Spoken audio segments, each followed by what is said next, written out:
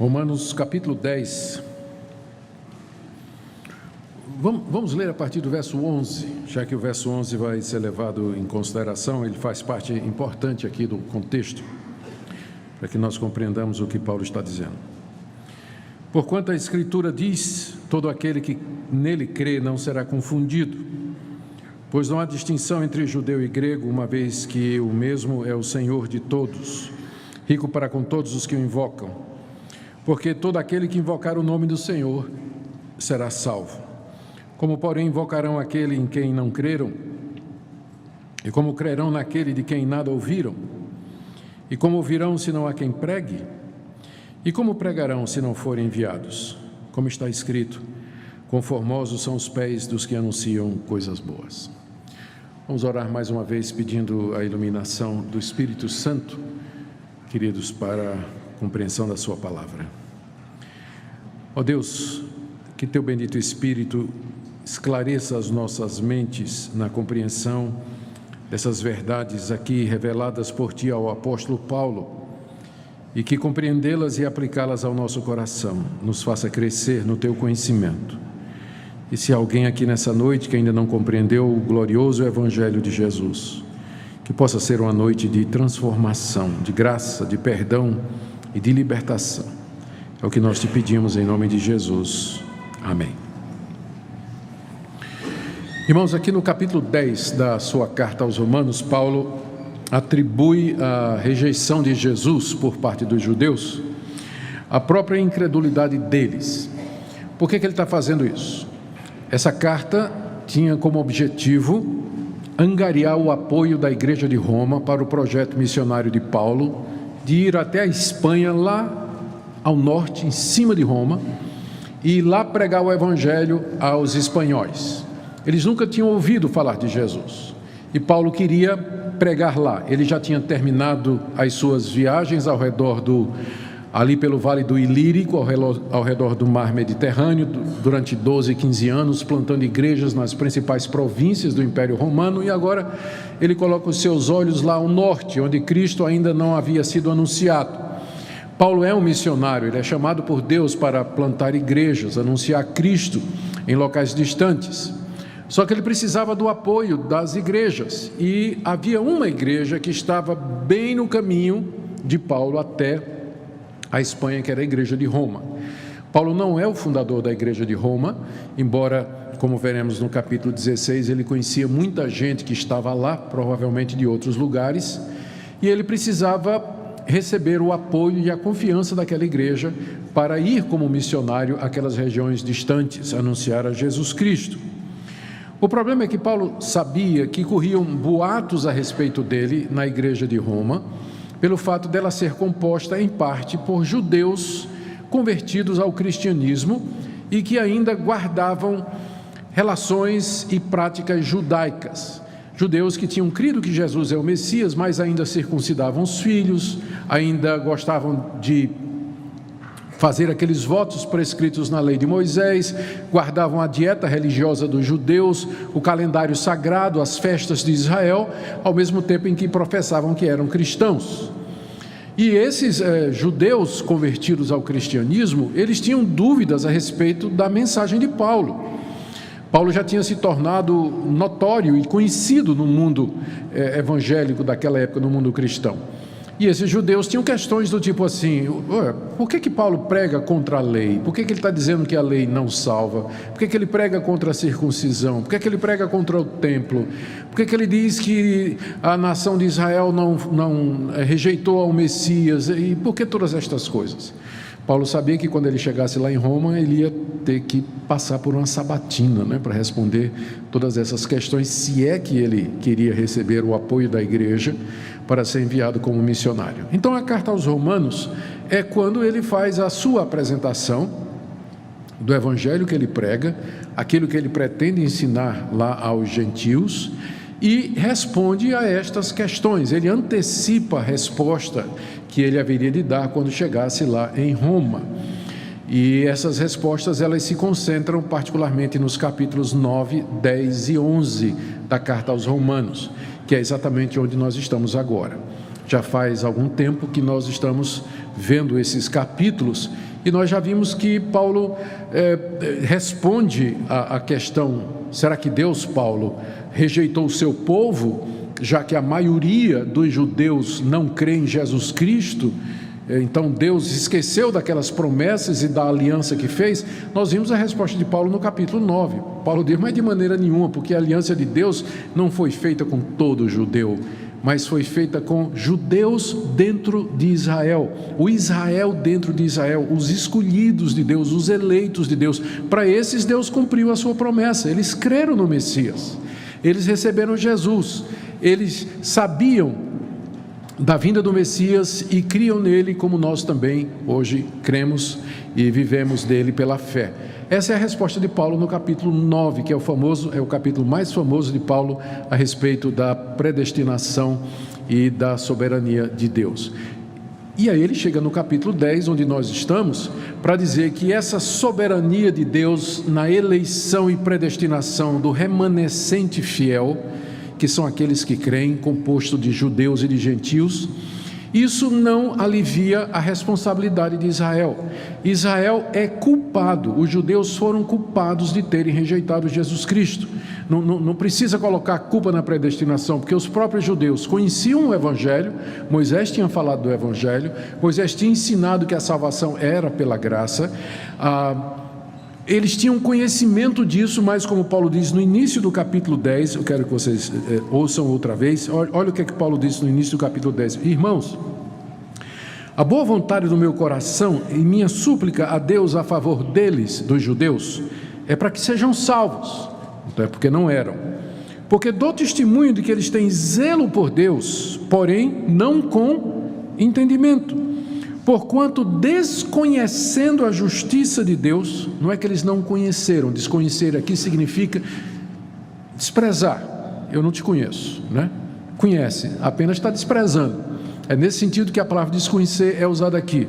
Então, desconhecendo a justiça de Deus, ou seja, a maneira pela qual Deus justifica o pecador, e que está no Antigo Testamento, e procurando estabelecer a sua própria justiça, eles mesmos disseram: não, nós vamos ser salvos guardando as obras da lei.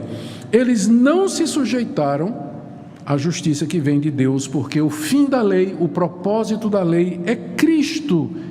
O alvo da lei, tudo aquilo que Moisés ensinou, aponta para Cristo. O fim da lei é Cristo, para a justiça de todo aquele que crê. Então, os judeus tinham conhecimento. Tanto é que do verso 5 até o verso 11, que foi a passagem que nós vimos domingo passado, Paulo demonstra, a partir de trechos do próprio Moisés, que Moisés tinha ensinado que o homem é justificado pela fé. E que o evangelho que Paulo prega, na verdade, é o mesmo evangelho que Moisés pregou. Ou seja, que se você confessar, se você crer com o seu coração que Deus ressuscitou a Jesus dentre os mortos, e você confessar com a sua boca que Jesus Cristo é Senhor, você será salvo. E Paulo prova que Moisés ensinou isso, citando uma passagem em Deuteronômio, que foi aquela que nós vimos no domingo passado. A conclusão de Paulo, portanto, estava no verso 9, se então com tua boca confessares Jesus como Senhor e em teu coração creres que Deus ressuscitou dentre os mortos, serás salvo, porque com o coração se crê para a justiça, com a boca se confessa a respeito da salvação, porque a Escritura diz: todo aquele que nele crê não será confundido. Foi aqui que nós paramos. Paulo dizendo: a culpa é dos judeus, eles sabiam e eles rejeitaram. Só que o que Paulo faz aqui, do verso 11 até o verso 15, é dizer que diante da rejeição dos judeus, nós não devíamos pensar que o plano de Deus foi por água abaixo, porque Deus tem eleitos não somente entre os judeus, como por exemplo Paulo, os 12 discípulos de Jesus, quantos outros judeus que creram em Cristo quando Cristo apareceu e se manifestou ao mundo. Não, Deus tem muito mais eleitos do que aqueles que estavam entre os judeus, os filhos de Abraão.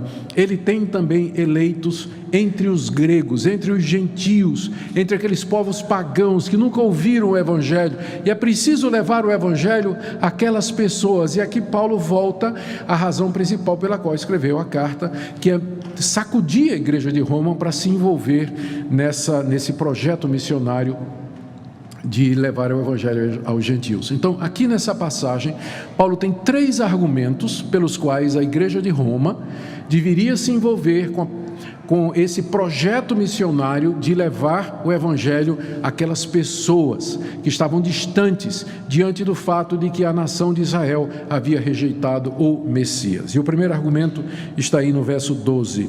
Não há distinção entre judeu e grego, uma vez que o mesmo é o Senhor de todos, rico para com todos aqueles que o invocam. Esse é o primeiro argumento de Paulo. Não há distinção diante de Deus com relação à maneira pela qual as pessoas são salvas. Deus não tem um plano de salvação para o judeu e um plano de salvação para o gentio, o grego. É o mesmo projeto, é a mesma forma. Eles são salvos absolutamente da mesma maneira.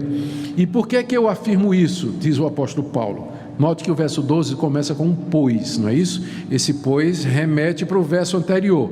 O que é que tem no verso anterior? Paulo tinha citado Isaías. O que é que ele tinha citado de Isaías? Isaías disse: todo aquele que nele crer não será confundido. Ou seja, o profeta Isaías tinha dito que qualquer pessoa que cresce em Deus e em suas promessas não seria confundido, ou seja, não ficaria frustrado, não ficaria decepcionado, mas alcançaria aquilo que Deus prometeu. Paulo então pega aquela expressão de Isaías, todo aquele, e diz no verso 12, que Isaías falou assim: todo aquele que nele crê não será confundido, pois Isaías sabia que não há distinção entre judeu e gentio. O próprio profeta já sabia disso, que não tem distinção. E na verdade não é só Isaías, todos os outros profetas, como nós vamos ver, Paulo cita pelo menos mais um para comprovar seu ponto aqui. Não há distinção entre judeu e gentio no que diz respeito à salvação. No que diz respeito à salvação. Ou seja, isso quer dizer que Deus não daria nenhum privilégio especial aos judeus, ou um tratamento diferenciado a eles, porque eles eram judeus da descendência de Abraão, com quem Deus tinha feito um pacto, tinha feito promessas. No que diz respeito à salvação, Deus não faria essa distinção, por várias razões. Primeiro, porque os judeus eram tão pecadores quanto os gentios. Isso Paulo provou nos capítulos 1, 2 e 3 da carta aos Romanos, que não somente os gentios, eles são pecadores, estão condenados na sua ignorância, na sua idolatria, na rebelião dos seus corações, mas os judeus, tendo recebido a lei de Deus, eles quebraram essa lei, não se sujeitaram ao propósito da lei que é Cristo Jesus, e portanto também são pecadores e devidamente e com justiça condenados. Então, já que todos estão condenados, não há distinção.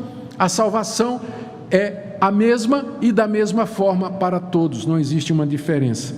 A outra razão, nós encontramos ainda no verso 12, quando Paulo diz: não há distinção entre judeu e grego, uma vez que o mesmo é o Senhor de todos. Ou seja, Deus não é Deus somente dos judeus, porque só há um Deus. E Deus não é Deus só de Israel. Embora as outras nações tivessem outros deuses, Astarote, Renfã, Baal, Moloque, a lista é muito grande, e acreditavam naqueles deuses, mas eram todos deuses falsos, eram criação da imaginação humana. Na verdade, só havia um Deus, só há um Deus, e Ele é, portanto, porque Ele é único, não há outro Deus além dEle, Ele é Deus de toda a raça humana, quer seja de judeus, quer seja de gentios. E porque Ele é Deus, Ele é Senhor de todos. Senhor aqui significa que Ele é aquele a quem todos haverão de prestar contas. Não importa se os espanhóis, os pagãos lá naquela época, eles não acreditavam em Deus e acreditavam em outros deuses. No dia do juízo, era o único Deus verdadeiro que eles iriam prestar conta de suas vidas, mesmo que nunca tenham ouvido falar no nome dele. Só há um Deus e um Senhor. Portanto, ele não faz distinção entre judeu e gentio, entre uma raça e outra. Todos haverão de comparecer diante dele. O outro argumento de Paulo, ainda no verso 12, é que não há distinção, porque esse Deus é rico para com todos os que o invocam. não importa se é o judeu que clama a ele, não importa se é o pagão que clama a esse Deus, o gentil, mas esse Deus, ele é misericordioso, ele é compassivo, ele é rico em misericórdia, ele tem prazer em atender aquele que se penitencia diante dele, que se arrepende dos seus pecados, que se humilha diante dele, quer seja um judeu de Jerusalém, quer seja um pagão lá de Antioquia, de onde seja, aquele que se quebra, se humilha diante de Deus, Deus ouve a voz do coração contrito, diz o apóstolo Paulo, ele é rico para com todos os que o invocam, todos aqui é judeu e gentil. Então, esse é o primeiro ponto do apóstolo Paulo aqui, não há distinção entre judeu e gentil, a salvação é para eles da mesma forma, não há diferença, porque há um só Deus, e esse Deus é Senhor de toda a raça humana, e Ele é rico em responder qualquer um que invoque o seu nome, qualquer um que o busque. O segundo argumento de Paulo, eu disse que Paulo tem 3 argumentos aqui para convencer a igreja de Roma de que deveria pregar o evangelho, ou apoiar Paulo para pregar o evangelho lá entre os gentios. O primeiro é esse, é que há esperança para os gentios, porque eles são salvos da mesma forma que os judeus são, mediante a fé em Jesus Cristo, porque Deus não faz distinção e Deus é rico para com todos os que o invocam. Portanto, vamos com esperança, vamos com confiança. Deus vai ouvir aquele que crer, se arrepender e o buscar. O segundo ponto de Paulo é que a salvação é mediante a invocação do nome do Senhor e, portanto, isso está ao alcance de todos. Esse é o seu segundo argumento, está no verso 13. Porque todo aquele que invocar o nome do Senhor será salvo. Mais uma vez, note a ênfase é na frase, na expressão todo aquele. Todo aquele. Você vê que no verso 11, ele citou Isaías, dizendo, todo aquele que nele crê não será confundido. E agora, ele está citando o profeta Joel no verso 13, e a frase de Joel que ele cita é, todo aquele que invocar o nome do Senhor será salvo. Ou seja, Paulo está querendo provar, a partir do Antigo Testamento, lembre que ele está escrevendo para judeus em Roma, ele está querendo provar, a partir do Antigo Testamento, que a salvação dos gentios já havia sido anunciada pelos profetas. E que por isso a igreja deveria levar a palavra a todas as nações. Por quê? Porque todo aquele que invocar o nome do Senhor será salvo. Invocar aqui significa clamar, chamar por socorro, gritar em momento de necessidade, dirigir-se a Deus através da oração, e no caso mais específico aqui no contexto, invocar o nome do Senhor é invocar o nome do Senhor Jesus Cristo, como sendo a única base e esperança de salvação. Tipo, Deus, eu sei que eu sou um pecador, eu sei que eu estou perdido, eu sei que eu tenho quebrado a tua lei, eu não tenho nenhuma expectativa em mim mesmo do que eu possa merecer o teu perdão, mas eu invoco o nome de Jesus como meu Salvador, eu apelo àquilo que Ele fez na cruz do Calvário, não me trate segundo o que eu mereço, mas segundo aquilo que Ele fez por mim, eu invoco o nome de Jesus Cristo como sendo o meu único Senhor e o meu Salvador, a minha esperança nesse mundo. É isso que essa frase quer dizer, todo aquele que invocar o nome do Senhor será salvo. Paulo está citando essa passagem de uma profecia de Joel, e é uma profecia muito conhecida, é aquela profecia do derramamento do Espírito Santo. Joel capítulo 2 começa no verso 28, quando o profeta Joel disse, acontecerá que nos últimos dias, diz o Senhor, derramarei do meu Espírito sobre toda a carne. Você já vê aí o aspecto universal do Evangelho, né? Não só para os judeus, mas derramarei do meu Espírito sobre toda a carne. E quando isso acontecer, Joel diz, os velhos sonharão, os jovens terão visões, ele fala dos servos e das servas que profetizarão, ou seja, usa várias categorias para dizer que essa bênção seria uma bênção para todos, sem distinção nenhuma. E no final da profecia, no verso 32, começa em Joel 2:28, e no final da profecia 32, Joel diz, e acontecerá que todo aquele que invocar o nome do Senhor será salvo. Paulo pega só essa passagem aqui, e ele diz, E ele afirma: por que é que eu tenho que pregar aos gentios? Por que é que eu devo ir aos gentios? É porque Deus prometeu que todo aquele que invocasse o nome do Senhor seria salvo. Quem é que prometeu isso? Deus, através do profeta Joel. Em que situação? A situação do derramamento do Espírito Santo, que já aconteceu. O Espírito Santo já foi derramado sobre os judeus, depois derramado sobre os samaritanos, depois derramado sobre os gentios, finalmente sobre os discípulos de João Batista. Estou aqui citando aqueles eventos no livro de Atos, em que o Espírito Santo desceu sobre aqueles grupos específicos, ou seja, o Espírito Santo já foi dado a todos, a todas as categorias. Por isso, então, podemos afirmar com segurança que todo aquele que invocar o nome do Senhor será salvo, porque Deus assim prometeu e Ele já começou a cumprir essa promessa. Esse é o segundo argumento de Paulo.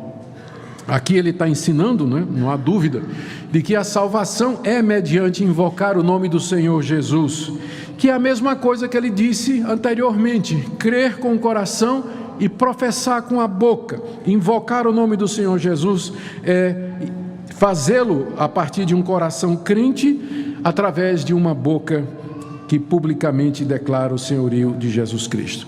Os gentios podem invocar o nome do Senhor Jesus, como os judeus podem, e eles podem ser justificados e salvos, tanto quanto os filhos de Abraão. Mas para isso, é preciso que alguém vá pregar para eles. E aqui entra o terceiro argumento de Paulo, que está nos versos 14 e 15. Como, porém, invocarão aquele em quem não creram? E como crerão naquele de quem nada ouviram? E como ouvirão se não há quem pregue? E como pregarão se não forem enviados? Como está escrito: quão formosos são os pés dos que anunciam coisas boas. Esse é o terceiro argumento de Paulo sobre a necessidade de pregar aos gentios, e para mim é indubitavelmente o mais forte. Paulo aqui estabelece esse argumento através de 4 perguntas retóricas que eu fiz para os irmãos. Como invocarão aquele em quem nunca ouviram? Como ouvirão em quem não creram? Como crerão naquele de quem nada ouviram? Como ouvirão se não há quem pregue? E como pregarão se não forem enviados? Com essas 4 perguntas retóricas, Paulo estabelece aqui, ele estabelece uma cadeia de eventos que começa com o envio missionário e termina com a salvação dos gentios. A cadeia é mais ou menos essa: Deus envia, o missionário vai e prega, os gentios ouvem, os gentios creem, os gentios invocam a Deus e os gentios são salvos. Ou seja, é uma corrente de eventos, está ligado, é uma cadeia de acontecimentos. Na ponta final está a salvação do mundo, e no início dela está o envio de missionários pela igreja. Ou seja, aqui Paulo estabelece uma relação inseparável entre salvação e pregação. Eu sei que muitas pessoas vão estranhar o que eu estou dizendo. Primeiro, parece que eu estou ouvindo: pastor, peraí, e aquela pessoa que se converteu lendo a Bíblia? Está dentro do que está aqui, porque uma Bíblia, quem é que levou para ela? Caiu do céu, no colo, a Bíblia? Alguém deu para ela, né? Ou ela achou de alguém, que recebeu de alguém, que foi enviado por alguém para traduzir a Bíblia e levar a Bíblia para todos os contextos. Pastor, e aquelas pessoas que tiveram um sonho a respeito de Jesus? Tem muita história sobre isso aí. Como é que elas reconheceram que era Jesus? Essas pessoas já tinham pré-conhecimento do nome de Jesus, já tinham alguma ideia do cristianismo. Ou seja, aqui você vê com muita clareza que não pode haver salvação se não houver pregação, ensino a respeito de Jesus. E isso Paulo está apenas reafirmando o que o próprio Jesus disse: eu sou o caminho, a verdade e a vida. Ninguém vem ao Pai senão por mim. Ou seja, para que alguém seja salvo, mesmo aqueles gentios morando nos lugares mais distantes, eles precisam conhecer a Jesus. Eles precisam invocar o nome de Jesus. Mas para que eles invoquem o nome de Jesus, eles precisam crer em Jesus. Mas para que eles creiam em Jesus, eles precisam ouvir a respeito de Jesus. Mas para que eles ouçam a respeito de Jesus, alguém tem que ir lá pregar a Jesus. Mas para que alguém vá pregar a Jesus, ele tem que ser enviado. Ele tem que ser mandado. Tem que ser apoiado, tem que ser suportado. Tem que ser incentivado, encorajado para que possa fazer isso. Percebem? Aqui você tem essa relação entre igreja pregação e salvação. Essas coisas estão ligadas. Eu não chegaria ao ponto, de dizer, como alguns teólogos no passado disseram, que fora da igreja não há possibilidade ordinária de salvação. Eu não chegaria a esse ponto. Igreja aqui seria a igreja visível, não é? A igreja como organização. Mas eu diria que se a igreja não cumprir a sua missão de mandar pessoas para anunciar o evangelho, Deus não tem plano B em termos de salvação de pecadores. O plano é esse e sempre será. E aqui nós estamos diante do argumento mais poderoso do apóstolo Paulo para mover o coração da igreja de Roma. Ele termina aqui citando Isaías 52:7, como está escrito, estou no verso 15, como está escrito: quão formosos são os pés do que anunciam coisas boas. Se você for lá no Antigo Testamento, para o livro do profeta Isaías, abre no capítulo 52 e ler do 1 ao 7, você vai ver que Isaías está anunciando a restauração da nação de Israel. A nação de Israel estava no cativeiro, ou seria mandada para o cativeiro, permaneceria lá durante muitos anos. Mas Deus manda os profetas agora anunciarem a boa nova, a boa notícia, de que Deus restauraria Sião, que Deus traria de volta o seu povo, que o seu povo seria como no vale de ossos secos, ressurreto pelo poder do Espírito Santo. Que notícia boa, que pés formosos daqueles que correm pelos montes para anunciar a Sião: a tua redenção chegou, teu livramento está vindo. Paulo pega aquela passagem de Isaías para dizer que isso se aplica àqueles que são enviados para levar o evangelho das boas novas aos que estão debaixo de um cativeiro muito pior do que o cativeiro que os judeus passaram 600 anos antes de Cristo Jesus. Aqui você encontra a razão para fazer missão. Aqui você entende porque é que Jesus mandou que fôssemos pregar ao mundo. Aqui você vê porque é que nós temos esperança na conversão dos gentios. O que é que nós podemos tirar de tudo isso, já encaminhando para o fim? Eu ajuntei aqui alguns pontos para nossa instrução. O primeiro é que Deus não faz distinção entre pessoas, queridos, quanto ao método de salvação. Existe apenas um meio, que é pela fé em Jesus Cristo, pela graça de Deus, através da pregação da palavra. Isso vale para judeus, gentios, homem e mulher, idosos, adolescentes, doutos, ignorantes, de todas as raças e de todas as épocas. Não há diferença e não há distinção. Deus não faz distinção com relação ao método da salvação. O segundo ponto aqui, que eu creio que é importante mencionar, é que isso não, de forma nenhuma, contradiz a doutrina da eleição e da predestinação que Paulo ensinou no capítulo 9. E se você vem seguindo a série de Romanos, nós nos demoramos ali. Porque o que é que Paulo ensina no capítulo 9? É que Deus, de entre a humanidade perdida, escolheu aqueles que Ele quis para a salvação. Algumas pessoas, quando ouvem falar da doutrina da predestinação, dizem: mas isso aí é distinção de pessoas e Deus não faz acepção de pessoas. Não. Quando a Bíblia diz que Deus não faz acepção de pessoas e que Deus não faz distinção entre pessoas, Ele está dizendo que Deus não tem diferentes métodos de salvação para as pessoas, como se de repente algumas pessoas fossem mais privilegiadas do que outras. Não há distinção nesse ponto.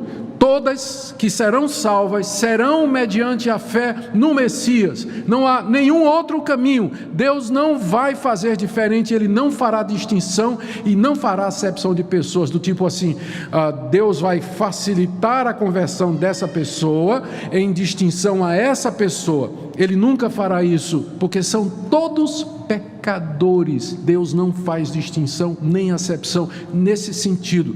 O fato de que de entre a humanidade perdida, Ele escolheu quem Ele quis para ser salvo, ouvir o Evangelho, se converter e receber a vida eterna, não é uma distinção entre pessoas, como se Ele estivesse dando privilégio a um, tirando de outro, porque na verdade ninguém tem esse direito. Ninguém tem o direito de ser salvo ou de ouvir o Evangelho, porque são todos pecadores. Todos pecaram e carecem da glória de Deus. E Deus não é obrigado a dar essa glória a ninguém. Ele dá a quem Ele quer. E ao fazer isso, Ele não está fazendo distinção ou diferenciação ou acepção de pessoas. Porque esses que foram escolhidos por Deus, eles serão salvos do mesmo jeito. Quer seja judeu, quer seja gentil, homem, mulher, rico, pobre, vai ser da mesma forma. É nesse sentido que a Bíblia fala que Deus não faz acepção de pessoas e nem faz distinção com relação ao caminho da salvação. E já que eu falei em predestinação, eu queria lembrar aqui para vocês que esse capítulo 10, que é um capítulo missionário, talvez é um dos apelos mais pungentes que você tem no Novo Testamento, de missões. Ele foi escrito por um homem que defendia a soberania de Deus, que defende a eleição de Deus. Leia o capítulo 9, o apóstolo Paulo dizendo: Deus tem misericórdia de quem quer e Deus endurece quem Ele quer. E quem é você para discutir com Deus? Quem é você para discutir a justiça de Deus, se Ele quer escolher um e não quer escolher outro? Esse é o Paulo do capítulo 9, e quando chega aqui no capítulo 10, você conhece uma argumentação mais poderosa do que essa para missões? Ou seja, o missionário e o teólogo que crê na predestinação são uma e a mesma pessoa, não há incompatibilidade. Na verdade, se você estudar a história das missões, você vai ver que os grandes missionários, eles criam na soberania de Deus na salvação, e era exatamente por isso que eles tinham esperança de pregar o Evangelho, porque Deus tinha eleitos lá fora. Porque se não houver eleito lá fora, você vai pregar em vão. Sabe quantos vão se converter se Deus não chamar, iluminar e trouxer pela palavra? Zero, ninguém. Mas porque nós cremos na soberania de Deus e que Ele tem os seus eleitos, nós ficamos com aquilo que Deus disse a Paulo naquela noite, em que Paulo, desanimado lá em Corinto, Cristo lhe apareceu e disse: prega e não te cales, porque eu tenho muita gente nessa cidade. E exatamente porque eu creio que Deus tem muita gente, é que eu prego, porque eu anuncio, porque eu tenho a esperança de que através da pregação muitos ouvirão, muitos crerão e muitos invocarão o nome do Senhor Jesus. Amém? Que privilégio para nós aqui nessa noite, queridos, ouvir a palavra de Deus. Você tem essa oportunidade de invocar o nome do Senhor e a promessa de que os seus pecados serão perdoados e que você receberá a vida eterna. Que privilégio! Alguém um dia veio ao Brasil, alguém um dia anunciou o Evangelho, alguém que creu, confessou e passou para outro, e eis aqui o fruto. Aqui estamos porque um dia alguém obedeceu. Querido, não desperdice a oportunidade que Deus está lhe dando nessa noite. Há milhões, eu diria há bilhões de pessoas que nunca ouviram o nome de Jesus e que estão sendo condenadas com justiça ao inferno pelos seus próprios pecados. E você está aqui nessa noite ouvindo o Evangelho da graça de Cristo Jesus. E eu quero que você saiba essa noite que se você ouvir, você está ouvindo, se você crer e se você invocar o nome do Senhor Jesus, você não será confundido, você será salvo, seus pecados serão perdoados, você será justificado, feito uma nova criatura, entrará num novo relacionamento com Deus, sua vida vai ser nova. Nunca mais será a mesma. Não desperdice a oportunidade que Deus lhe dá essa noite, mas invoque o nome do Senhor Jesus e você será salvo. Oremos. Senhor, que privilégio nosso ouvir o Evangelho, que privilégio nosso saber que todo aquele que crer não será confundido, todo aquele que invocar o nome do Senhor Jesus será salvo. Senhor, quão formosos os pés daqueles que nos trouxeram as boas novas. Te damos graças pelos missionários, pregadores, evangelistas, homens e mulheres simples, às vezes sem nenhuma formação teológica, mas que transmitiram oralmente pelo testemunho verbal o Evangelho de Cristo a outras pessoas, e um dia chegou até nós. Bendizemos o Teu nome por isso. Perdoa-nos as oportunidades desperdiçadas e nos ajuda a ser uma igreja missionária, uma igreja que entende o chamado que o Senhor nos deu.